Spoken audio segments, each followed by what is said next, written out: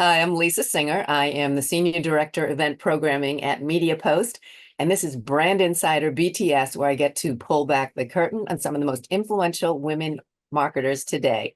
With me is Jacqueline Long, and she is the president of Evins Communication. Hey, Jacqueline, welcome. Thank you, Lisa. So glad to be here. Really appreciate the time. Yeah, no, I'm glad you're able to do this. And like what I love to do when I start talking with people, aside from doing a lot of snooping and seeing what you're posting and things like that, but also what the company is doing, but not in the sense of what you're doing specifically for the company, but I like to kind of pull from different things. And one of the things I did notice for Evans Communications is that sort of a tagline is let your expertise become your secret weapon. So I thought that was kind of interesting, but I wanted to turn the tables on you and ask you what your secret weapon is. Great question. Okay. I think first of all, the team around me is a very talented and tremendous team of marketers and experts. So that's definitely a secret weapon. Individually, I think probably my curiosity has really served me well. It's that culturally thirsty nature to be inquisitive, to be asking questions. It also involves active listening, which is a skill that I had to learn. Hmm. And it keeps you, I think, in touch with the world around you and really, really engaged. So important. Yeah, no, I totally agree. I think being able to listen to it can be, I mean, aside from, as you said, it's sort of a secret weapon or it's a power Mm. because I think people tend to not like silence. Like, I mean, or they tend to want to keep talking, or I think you learn more about people if, you kind of give them that space to kind of keep listening. Do you find that, especially in work? I mean, I know when it's a conversation with a friend or whatever, you just kind of go back and forth. But when you're listening to someone, maybe in a boardroom or whatever, do you find that you like to give that pause? Do you feel like you get more out of them?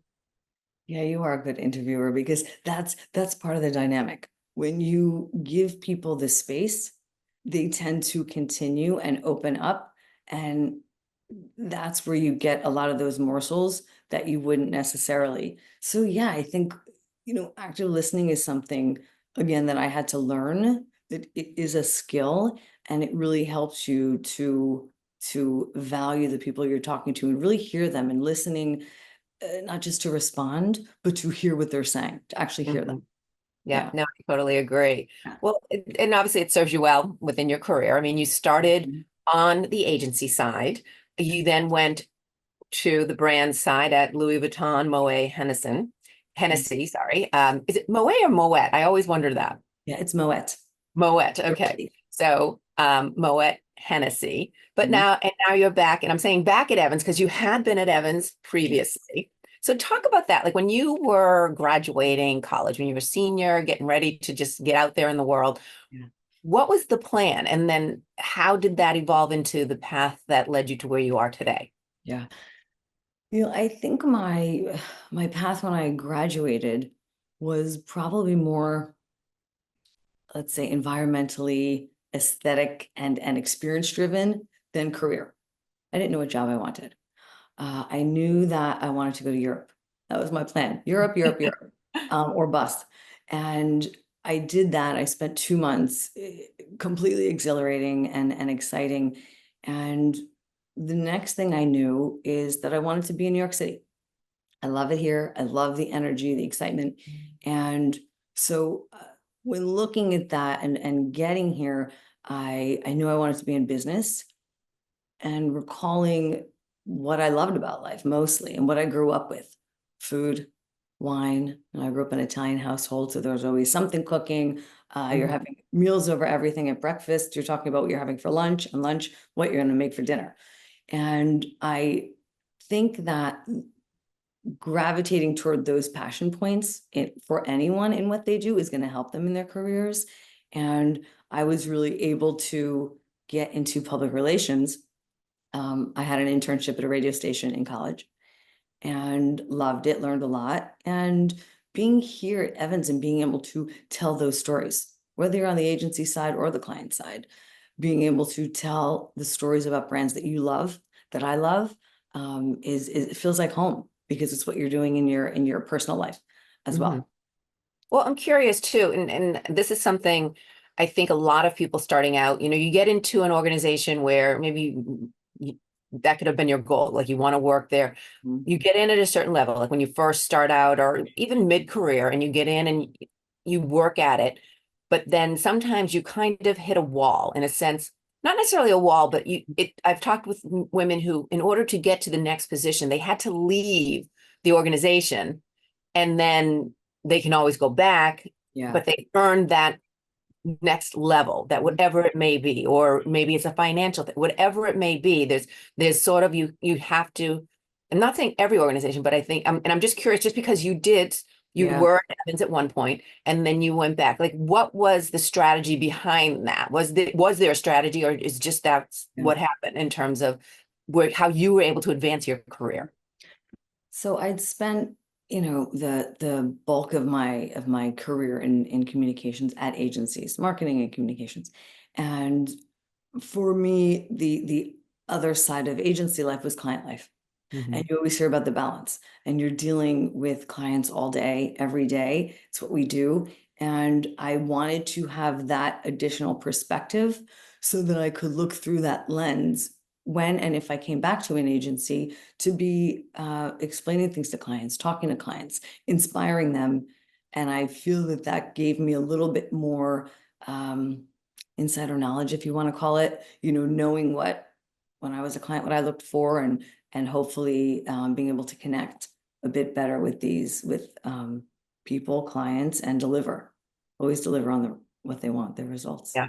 Yeah. Is that something, so someone just starting out, Mhm. wanting to be you, wanting to get to your Yeah. level, is that a recommendation? Like, is that advice that you might give that person starting out to sort of expand, especially wanting to be part of an agency? And some learn, hey, I like the brand side better. Some want to Yeah. go back to the agency, whatever it may be. But say they're wanting to be you, part of an agency, like the idea of a lot of different brands. Mhm. You recommend also being a part of the agent, I mean, the brand side as well, and that will make you better at what you do? Well, I don't, for me, I think it did. I don't know if it would make everyone better. Mhm. It's a bit of a transition. They're very different worlds. I think that what I would tell emerging leaders is don't be afraid of lateral moves in any capacity, because often building your career is not a straight ladder journey. And sometimes you're taking something that seems lateral, but is going to give you more knowledge, more understanding, and all these different learnings and perspectives contribute to growth for you to be Yeah. able to make it to that next step, no matter where it is. Yeah, no, and well, so Yeah. speaking of learnings, let's go back to even younger times. And what would you recommend for yourself, maybe when you were just like Mm-hmm. 8 years old, 10 years old? And is there something that you would have liked to tell young Jacqueline that maybe you wish you knew then or didn't know, and just this is your words of wisdom to her? So many things. So many, and someone should write a book basically and hand it to people when they're young. Eh, one thing I would say is don't be in such a rush to get there, to grow up, to have the career, to have everything you think you might need at a certain point in time.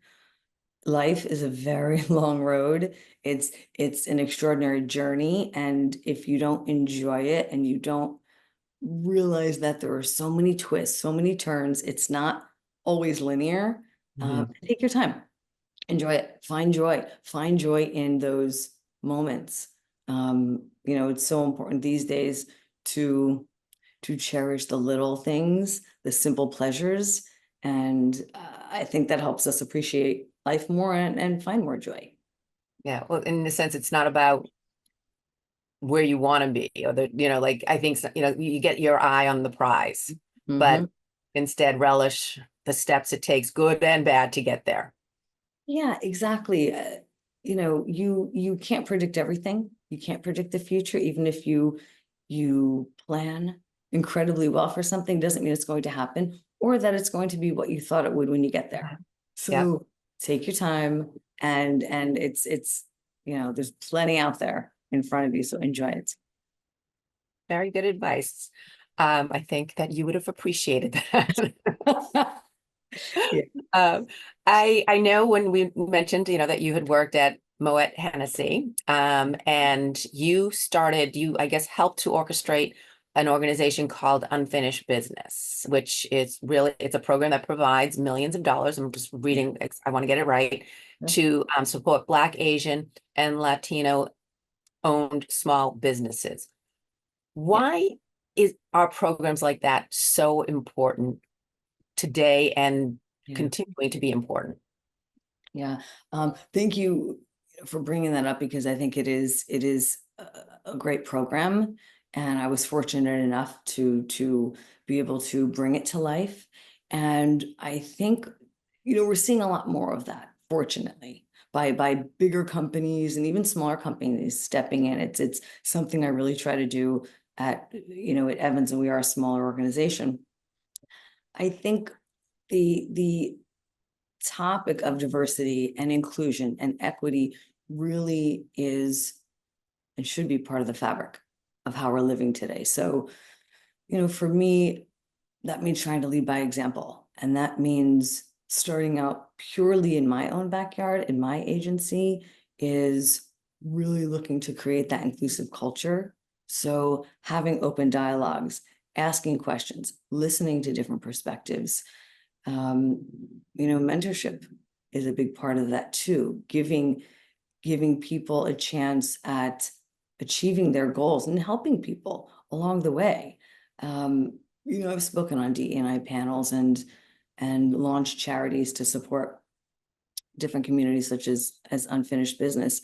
And I think if we want to be inspired, if we want to learn and we want to grow, it's critically important for harmonious work lives and also home lives, personal lives. It's so enriching, that I think more people, more brands, more companies are realizing that, and it's just wonderful. Thank you for bringing that up.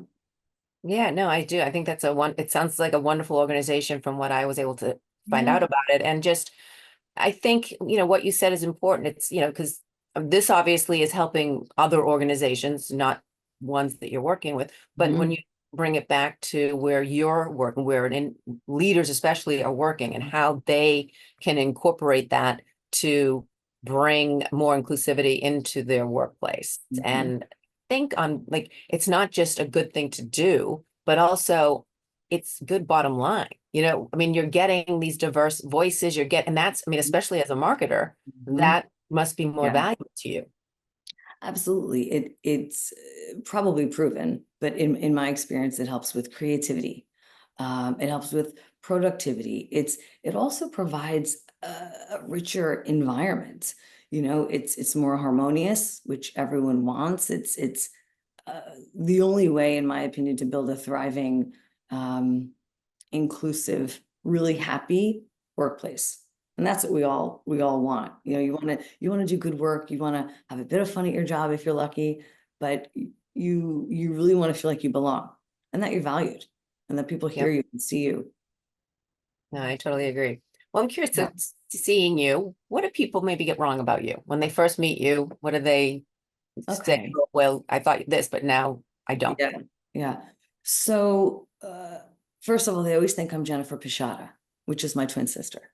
Oh, All of okay. the story. um, Okay. you know, uh, I've gotten the all work, no play. I've gotten a bit of that moniker, which is very interesting to me because I'm such a big proponent of work-life integration and digital wellness. And while I love my job, I also think it's critically important for people to have experiences outside of their careers and doing different things and gaining those learnings and that knowledge. You pose the questions very interesting because I've had people, someone in particular, I was telling the story to some colleagues the other day. she had mentioned to me after about 2 months of working with me, she came up to me in the kitchen, not this current job, and she said, I owe you an apology. And I said, okay. And she said, when you came here, I really thought X, and it was not flattering. um, and after working with you, I realized, we have so much in common, and you're wonderful, and was very complimentary. But it's, people do get these preconceived notions Mhm. pretty instantly, probably. And it's nice that she actually came up to me, I think. Otherwise, I wouldn't have known anyway. Uh, Right. but I think people make judgments based on certain things, and probably, not all bad. And it's important to give people a chance and be, again, listening and experiencing. Yep. No, I agree. I mean, it's human nature too. You meet someone, you kind of size them up. I mean, I know even in terms of when I walk into a room, I like to sort of observe a bit, like to see what's happening and that if I have that opportunity. So, Yeah. but I hope I'm not judgmental, but I'm sure that every once in a while something like that seeps in Yeah. to give people the opportunity then to like maybe not act on that. You can have these preconceived notions, but then Right. I think it's important to then give the opportunity to actually find out what that person is all about. Yeah, you're not coming up to them in the kitchen 2 months Yeah. later. That is probably true. Yeah. So, all right. So I always, as I like to, but actually before we go on to the next, I have Mhm. to, can't skip over that you're a twin. So I'm a twin. Oh, So yeah. So, but wow. Oh I, my gosh, I did not know that. mine is a brother though, not a sister. Okay. So, but Okay. well, one older or younger. All right. Well, you had to ask. So I am older, I'm, a minute or so. I'm 2 minutes older too. Okay. So, all right. Yeah. So I want to ask before getting into the whole girl thing. I mean, that sounds bad, but okay. Yeah. Before Yeah. being 2 minutes older, Mhm. have you been at least younger when you guys were younger? Mhm. Were you the sort of the take the lead? In fact, she was. Really? Yes. Um, yeah, I mean, it's funny. We're so incredibly alike in so many ways. She doesn't live in the Northeast anymore. And if unfortunately, I don't see her nearly as much as I'd like to. And if 2 or 3 months go by and I haven't seen her, and then we get together, chances are we're wearing something very similar, and I have those shoes at home, and Hmm. we want to do the same things, and we've booked the same vacations without knowing it, separately, but without knowing. And we're very alike, but she, um, I think she's smarter than I am. I think she's stronger than I am in so many ways. So I don't know what experts say about the order of children, or if it's different for twins, but no, yeah, it wasn't the case. It See, was it that's the funny case for because, you? well, yes, and that's why. So being the 2 minutes older, Okay. as when we were younger, like even as babies, my mom would said she would listen out the door and would be in our cribs, and I'd be like, and she would, of course, doesn't understand what I'm saying, and Yeah. he'd be laughing, or I would be the Oh, one to kind of take the first move or yeah, do things, and yeah. even elementary school, it evens out and things change as you get into Oh, adulthood. And sure. I found that if I met twins, Mhm. toddlers, or under the age of 8, I could always tell, like I would say to the mom, I'm like, he or she was born first, came out first. And my reasoning behind it is there's a reason we came out first, like kind of pushing, I'm coming out. Yeah. Like, or I was bigger, so I was probably grabbing the food more than him. Like, you know what I Yeah. mean? Like, so it Sure. was part of the personality. And I found that most of the time when I ask that, when I meet them and then I say, this is who I think came out first, and it's usually been always right. So that's why that surprises me that you're actually one. If I met you when you were like Uh-huh. I 6, know. I wouldn't have guessed right. Maybe, it's interesting you say, and coming out first. I don't know if this matters, but this was we were cesarean Well, I was too, but I think this is, you're still Wow. getting up there and you're still, you know what I mean? So no, yeah, nope, yeah, you can't. I knew you were going to go there and I'm like, nope. Nope, I not was it. like, I'm going next. Yeah. But I don't know. So you've disproved it now. Now I'll have to be watching it more Well, though. you'll have to ask my mother. But no, I think that's interesting though, when you talk about that as sisters. 'Cause I'm curious, like my brother and I are night and day. Like we're very different from each other. But we always had a closeness. There was always, Yeah. especially growing up, there was a protectiveness. He probably more so than I. He was probably better at it than me. Mhm. But I'm curious when it's two women, two girls, because then you get the comparisons more so. Like I got the brother, do you know what your brother did or whatever? But Yeah. and when you look alike, I mean, are you identical or? We're identical. Yeah. Um, I think it is probably different, not knowing personally, I think it probably is different for a boy and a girl relationship. We we're very close and you are protective. I don't have any other siblings. So I would imagine even if you're not a twin, you're protective of your siblings. But I think there's a ferociousness when you're twins because in some ways you take it personally. If there's something happening or there's something Mhm. said or heaven forbid there's something that happens to your sibling, your twin.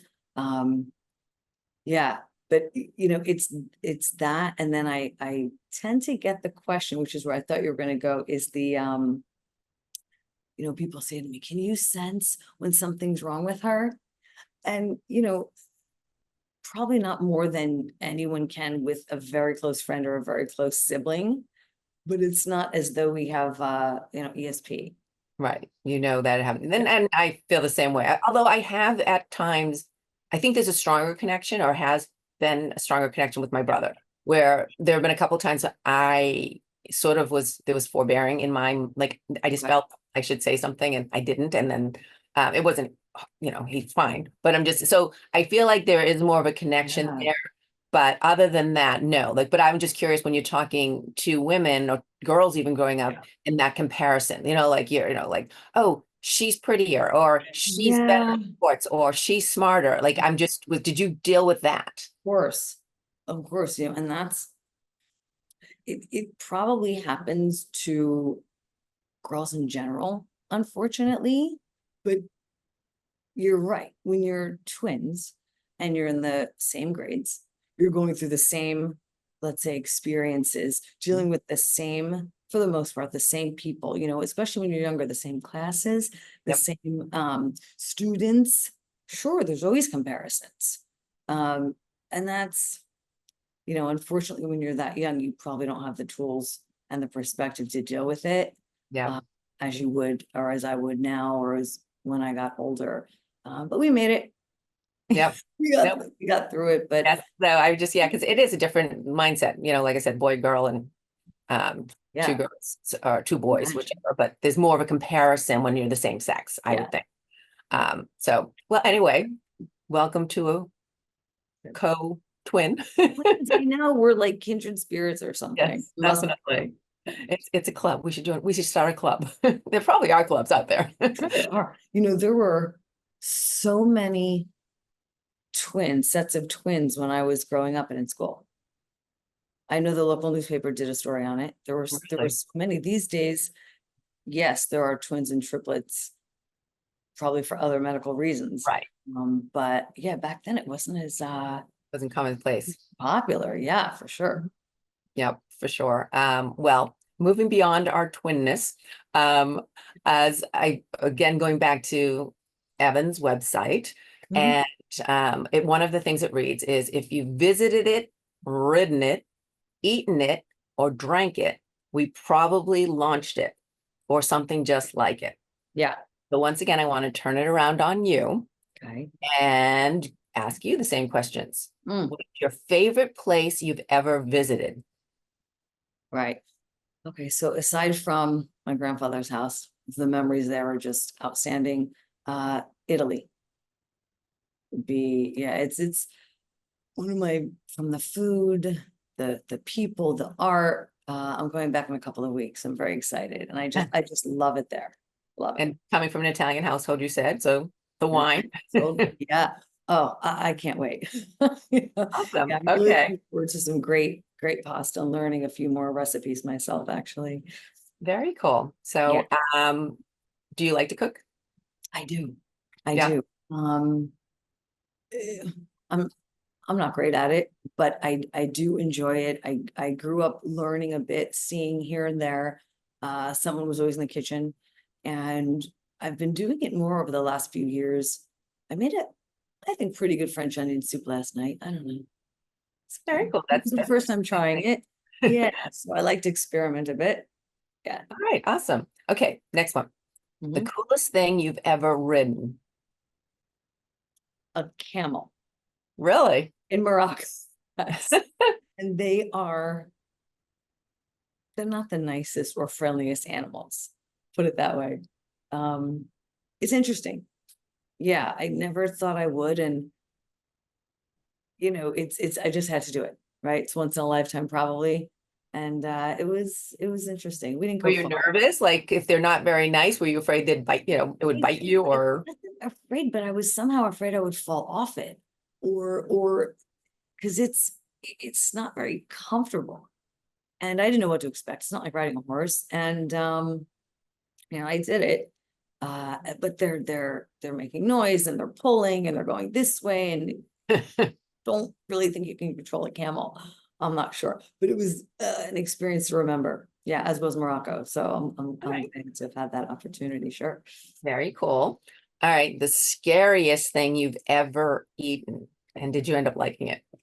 Yeah. Oh, okay. That's easy because a few years ago when I was in Japan, we went to the concierge at the hotel and asked for a recommendation of a good authentic Japanese uh, dinner experience. So we went to this venue. It was, where you have to ring the buzzer to get up the stairs, and they let you in. And it's a tiny counter. It's about 16 people can sit there. We sat down, and the only question they ask you is with or without wine. Of course, I said with, and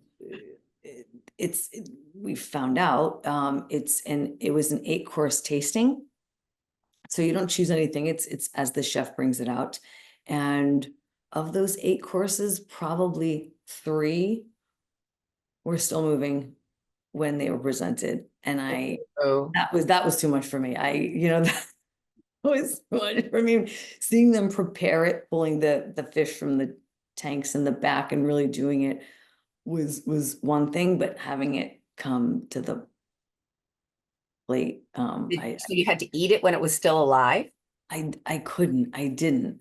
The person I was with, he ate it. Because I started to feel, embarrassed. I didn't want us to be not eating, and we're sitting there in this beautiful restaurant, and yeah, so I let him do that part. Yeah. No, I no. know, way. I know, I know. All right, let's move on to maybe something a little better. Your best Hallelujah. memory after drinking what? My Maybe you don't go-to, remember so much. my go-to, if I'm lucky enough, is always bubbles. Typically champagne if I can, have it. Um, Krug is my favorite, probably having been in my last role. And uh, yeah, it's so festive. It's so delicious, but it's so festive, and it's not just uber special moments, but it probably should be for Wednesday night. Mhm. Yeah, I could do a commercial for that. But yeah, I think I love it. It's one of my favorites. It's delicious, it's festive. The provenance of these brands, of these champagnes or other sparkling wines, of course, um, just so storied and rich. And you're drinking, what did Dom Perignon say? You're drinking the stars, Oh, something very like cool. this. Yeah, yeah. Yeah, I'm not a champagne drinker. I have a friend who is. She loves to like buy the bottle, the way someone else buys a bottle of wine, she would then buy Okay. champagne. And Yeah. so when we'd be doing, like I would have one with her, one glass, or Mhm. but I can't, or I have it like for toasting or in a special Yeah. occasion. So, but I'm not a bubbly person. Like I don't, I mean, I like to think I can be bubbly. I don't tend to, I like flat water. I was going to ask I you. don't Yeah. like fizzy. Oh, So, fizzy. so for me, I can only do so much of the champagne before it's, so, but Yeah. I do Too much. enjoy like a nice glass, even maybe a second, but then I'm Yeah. kind of like, it's not something that would be my go-to that way, but so, but we all have our own tastes. Yeah, that's what makes it go around, right? So, Yep, for but sure. yeah. I want to ask you, has there been a failure that maybe you've had in your past, uh, Mhm. and you learned from it and it actually redirected you in a better or more positive direction, or just a direction that's why you're where you are now? Yeah. You know, countless failures, which are good. You have to take risks. I think one that I learned probably very early on, I was in my 20s, and I had started a marketing company with some other individuals, and we were fortunate. We did pretty well. And we were in the process of getting acquired, which we did. And it was the integration that was a miserable failure, because I was looking at it to say, this other company is acquiring us because they want to absorb us into their brand, into Mhm. their culture, into their way of working. And I didn't take into consideration that our group, our team, our company had our own North Star, our own way of doing things, our own culture. And that's one of the reasons, hopefully, that they chose us. Right. And it was a bit of a mess, and people started leaving because the integration was difficult because we weren't the same company. And if I learned anything, it's that you want to stay true, to your purpose as a company, your brand DNA, what got you there. And I think the authenticity, these are just such simple lessons that I hadn't learned. Right. And it helped me because a little over a year ago at Evins, we were fortunate to acquire another agency, PR marketing agency, and I was better equipped to do the integration this time. And it's worked really well. And it's about letting people shine where they shine. Not everybody's not, the same, with the same talents, the same skill sets. So letting that come through and not being worried about it, and that we weren't all having maybe the same values, or Yeah. maybe the same experiences, the same ways of doing things. That was a good learning for me, for Yeah. sure. Well, I mean, even putting it in its simplest form, which you sort of alluded to, when Mhm. you hire someone, you Mhm. hire what you bring, why you bring them to the table is what's their value. Like what it's, if you're not looking for a bunch of clones. Yeah. So you don't, like, people need to, yes, adjust to their organization, or in Mhm. a case of merging. I mean, sure, there's certain things you need to blend, but at Yeah. the same point, as you said, where you value, where the person you hire shines, you want them to continue to shine, because that's what's their uniqueness, is why you brought them in, or the uniqueness of your company is why they wanted to merge with you. So it's like you need to know where to blend and where to Well said. Where shine. were you, 20 years ago? I needed it. Well, you seems like Yeah. you figured it out well, and it brought you to where I you are. know. Okay, I just have one last Yeah. question. And obviously through our conversation, you love to travel. So I'm sure that answers part of this, but in a smaller way, what's your guilty pleasure? What's that kind of go-to? Oh, it's not even travel. It is candy. I eat candy every day. Diet Coke too. That's a bit of a guilty pleasure. I love, especially if it's a fountain soda. Nothing's better than a Diet Coke fountain soda. Not a bottle, not a can. Wow. People who know that know that. Um, but yeah, I mean, I eat too much candy. I probably watch too much TV. I could answer this question forever because there's so But many. I have to ask, what can there's very different people. There's candy chocolate people, and Oh, then okay. candy like Gummy. gummies and things like that. Yeah. They're gummy. Gummy than a chocolate. Although I do love chocolate, but I don't love them together. I don't ever mix. You know, you go into the big candy stores, the bulk candy, and you scoop out Oh, that right, right, candy, yeah. and people are filling their bags and they're putting the chocolate and then they're putting the gummies. Oh, like horrifying. I don't mix it. I yeah, I just it's so fun. It's beautiful. These days you can get gummies that are just extraordinarily beautiful. There's companies all over the place. Oh, Um, I remember when Dylan's Candy Bar in New York opened. Phenomenal. It was just gorgeous and fun. And it was like your 10-year-old birthday party every time you walked in there. It was extraordinary. so do you mix like because gummies are obviously they're the more I mean they're all sugar like Yeah. chocolate or but I mean they're Yeah.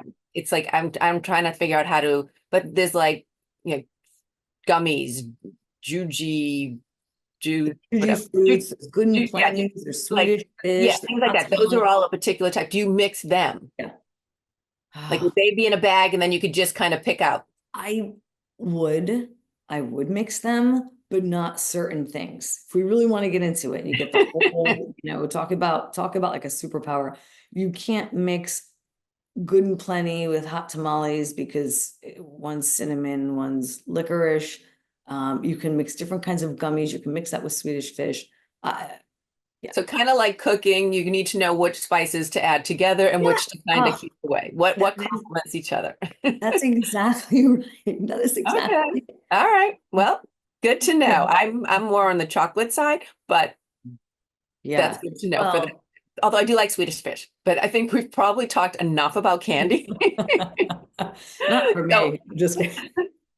so on that note, Jacqueline, I want to thank you. This has been Oh, really such a pleasure. thank you. Really, I appreciate that. I thank you for your time. Really, had a ball. Good. I'm glad. And thank you for watching. And please, if you have anyone you want me to pull back the curtain on, let me know. I will do my best to get her. Just email me at lisa@mediapost.com. And hopefully we can find some more people too, as wonderful as Jacqueline, to kind of find out more about. Anyway, thanks again, Jacqueline.